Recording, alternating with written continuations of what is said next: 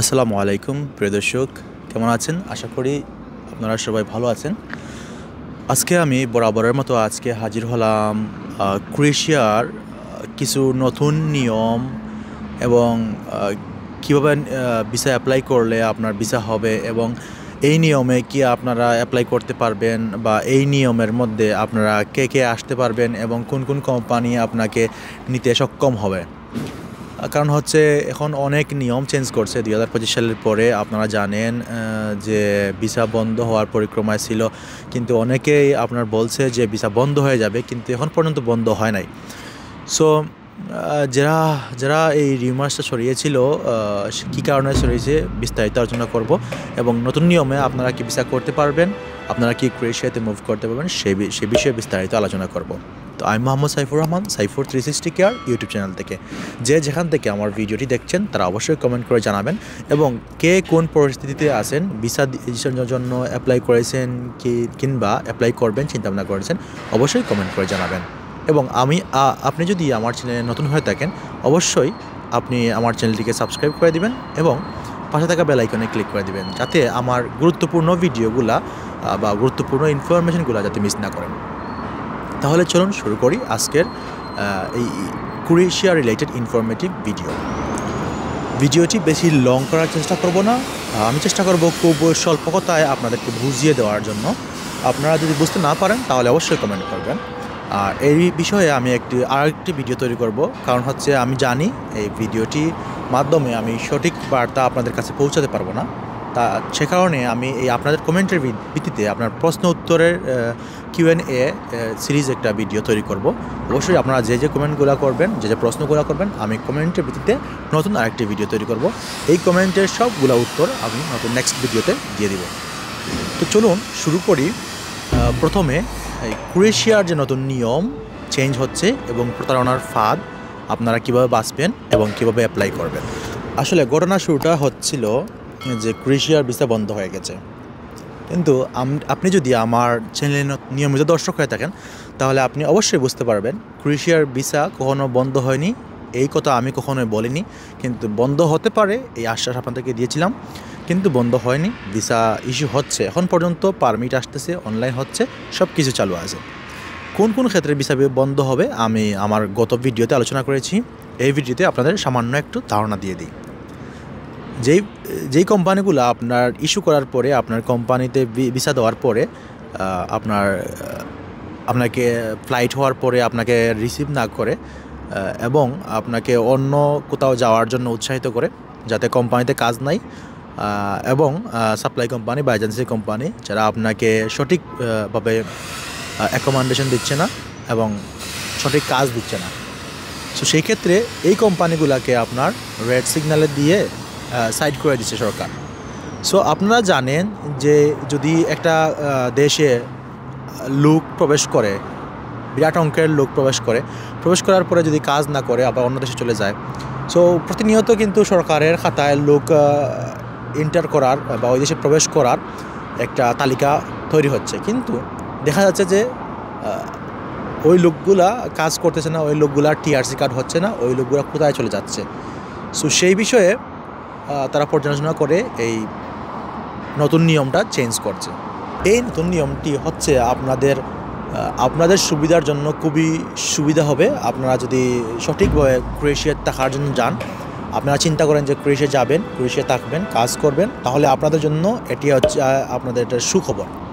কিন্তু যারা ক্রোয়েশিয়াকে আপনার ট্রানজিট পয়েন্ট হিসাবে চিন্তা করছে, যে সেনজেনভুক্ত যে দেশে এন্টার করবে, তারপরে চিন্তা করছে যে এখানে এন্টার করার পরে আপনার ইতালি বা ফ্রান্স বা বিভিন্ন দেশে যাওয়ার চিন্তাভাবনা করছে, যে সেনজেনের 28টা দেশ আছে, 29টা দেশ আছে, শুধু সেই দেশে যাওয়ার চিন্তাভাবনা করছে।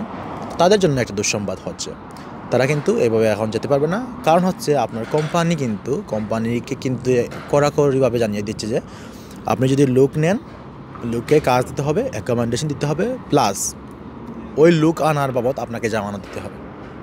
কেউ বলতেছে 3000 টাকা, কেউ বলতেছে 1 মাসের বেতন, এরকম আপনার একটা জামানত হিসেবে দিয়ে তারপরে আপনাকে ওই কোম্পানি নিতে হবে। কিন্তু এখানে প্রতারণা হচ্ছে যে আপনাকে এজেন্সি বা যেই লোকগুলো আপনাকে ভিসা দিবে সেখানে প্রতারণার ফাঁদ কিন্তু হচ্ছে যে আপনাকে জামানত দিয়ে তারপরে ক্রোয়েশিয়া যেতে হবে। সো যদি আপনি ধরেন চিন্তা করেন যদি আপনার ৩,০০০ ইউরো আপনাকে দিতে হয়, তাহলে ৩,০০০ ইউরো প্রায় ৪ লক্ষ টাকা, প্রায় ৫ লক্ষ টাকা আপ ডাউন করে, যেহেতু আপনাকে ৫ লক্ষ টাকা জামানত দিয়ে ক্রোয়েশিয়াতে মুভ করাবে, তার সাথে আপনাকে ক্রোয়েশিয়া যাওয়ার জন্য, ক্রোয়েশিয়ার ভিসার জন্য আপনাকে আরও ১৪-১৫ লাখ টাকা দিতে হবে। সো আপনি বুঝতে পারছেন কত বড় একটা প্রতারণা হচ্ছে এবং ভিসা হওয়ার সম্ভাবনা কতটুকু আছে না আছে সে বিষয়ে নিশ্চয়তা কিন্তু কোনো এজেন্সি, কোনো লোক আপনাকে দিচ্ছে না। সো আপনি অবশ্যই সতর্ক হবেন যে কি করবেন, আপনি বুঝে শুনে সব ডিসিশন নেবেন।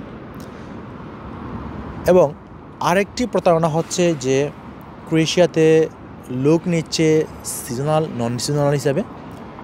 আপনাকে কিন্তু শোনাচ্ছে না, বুঝতেই দিচ্ছে না যে কোন ভিসায় আপনি যাবেন ক্রোয়েশিয়াতে।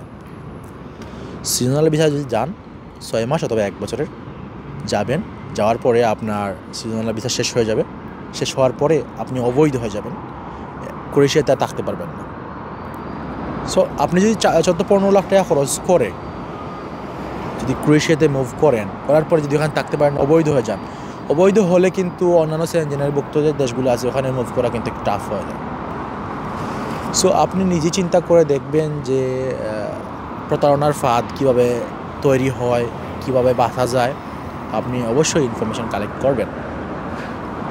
সরকার যে কড়াকড়িভাবে নিয়মটা করছে, সেই নিয়মের মাধ্যমে আপনি কি ক্রোয়েশিয়াতে মুভ করতে পারবেন, বা ক্রোয়েশিয়ান কোম্পানিগুলা আপনাকে কতটুকু নির্ভরযোগ্য হয়ে নিবে বা কতটুকু নিতে পারে বাঙালি হিসাবে। যেহেতু বাঙালি বা বিভিন্ন দেশের লোকের একটা লাল দাগ আছে, কারণ হচ্ছে ওরা যাওয়ার পরে কাজ করে না, অন্য দেশে মুভ করার চিন্তা ভাবনা করে। সেহেতু আপনি চিন্তা করেন যে আপনার উপর কতটুকু রিস্ক নিবে একটা কোম্পানি। এই কোম্পানির জামানত না, শুধু কোম্পানি বন্ধ হতে পারে এরকম হুঁশিয়ারি দিয়ে রাখছে, এরকম সতর্কবার্তা দিয়ে রাখছে সরকার। সো সব বিষয় বিবেচনা করলে এটা দিক পর্যালোচনায় আমরা মন্তব্যতে আসতে পারি যে এইরকম পরিস্থিতিতে আপনার এখন বর্তমানে ভিসা রেশিও কমার মূল কারণ হচ্ছে এগুলাই। সো ভিসা ইস্যু হচ্ছে এই শর্ত মেনে যে লোকেরা, যে কোম্পানিরা আপনার ইমার্জেন্সি লোক লাগবে এবং লোক নিচ্ছে, বিশ্বস্ত মাধ্যমে লোক নিচ্ছে, শুধু তারাই কিন্তু ভিসা পাচ্ছে। এবং যা ছোটোখাটো যে কোম্পানিগুলো আছে, এই ছোটোখাটো কোম্পানি থেকে আপনার কিন্তু লোক প্রবেশ করতে পারতেছে না ক্রোয়েশিয়াতে, কারণ ওরা রিস্ক নিতে পারতেছে না। ক্রোয়েশিয়া সরকারের কিন্তু এই পদক্ষেপগুলো নিতে বাধ্য করেছি আমরা যারা প্রবাসী মুভ করার পরে আপনার বিভিন্ন দেশে দৌড়াদৌড়ি করি, বিভিন্ন দেশে কাজ করি না, আপনার পরবর্তীতে কী হবে সেগুলো আমরা চিন্তা না করে শুধু আমরা চিন্তা করি যে ক্রোয়েশিয়া মুভ করলেই হবে। সেই ধরনের মানুষেরাই কিন্তু এই ক্ষতিটা করেছে।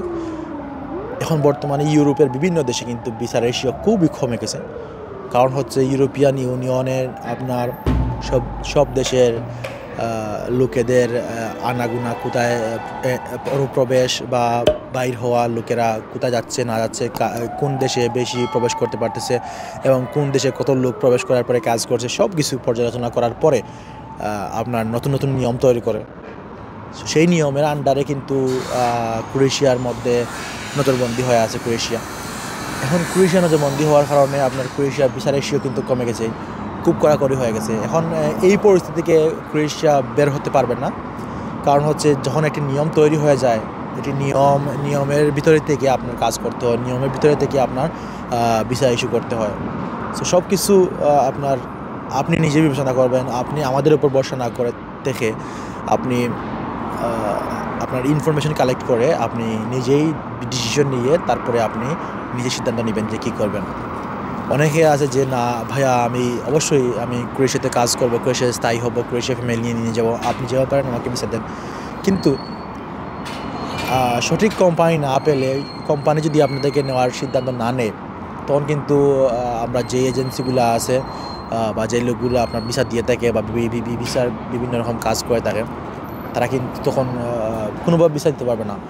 শুধু আপনার কাছ থেকে টাকা নিয়ে, পাসপোর্ট জমা নিয়ে আপনাকে অনেক লং টাইম অপেক্ষা করার জন্য বলবে এবং অপেক্ষা করাতে বাধ্য করবে।